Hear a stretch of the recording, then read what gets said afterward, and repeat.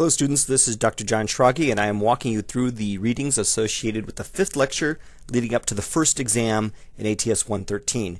So if you just take a minute or two to go through the readings before you read it, we'll be able to point out what's most important and what's least important. On pages 58 and 59, we're just looking at a short little description of Hurricane Mitch, which is one of the biggest weather events of the last 100 years.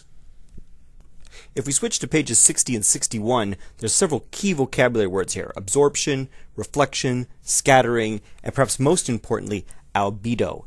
You also are going to need to understand about Mie and Rayleigh scattering. Rayleigh scattering starts on page 61. A lot of semesters we don't have time to talk about Rayleigh scattering in class, so you'll need to read through this, and if you have any questions, just let me know. The stuff about Mie and Rayleigh scattering continues on pages 62 and 63 in the 5th edition of the textbook, and then it continues with the information about transmission, which is another important process that will definitely be discussed on the test. You definitely should read through the information presented on pages 60. In the same sort of way, the actual numbers of the radiation budget, like those shown in the figure 3.9 on page 67, would not actually be on the test or anything like that. On the other hand, like for example, on page 67, the concept of the atmospheric window is very important, so make sure you understand that.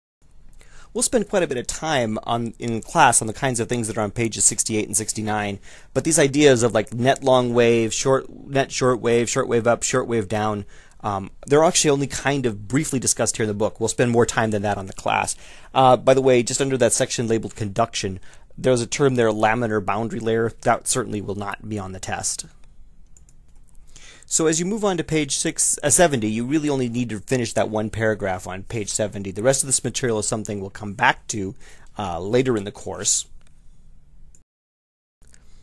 However, you do want to go ahead and read, starting on page 73, this section about the greenhouse effect. As you move forward, you can actually stop reading at the right before it says global temperature distributions on page 75.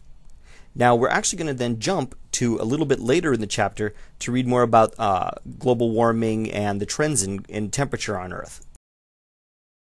You're going to jump ahead and you're going to start reading on page 91 with the part that says observed and predicted warming, and you're going to read through pages 91, 92, 93, 94. Actually, you can end on page 94 and then, of course, read through the summary. Okay, hopefully this information will help save you some time when you're doing the readings by focusing on what's most important. And if you have any questions, please let me know.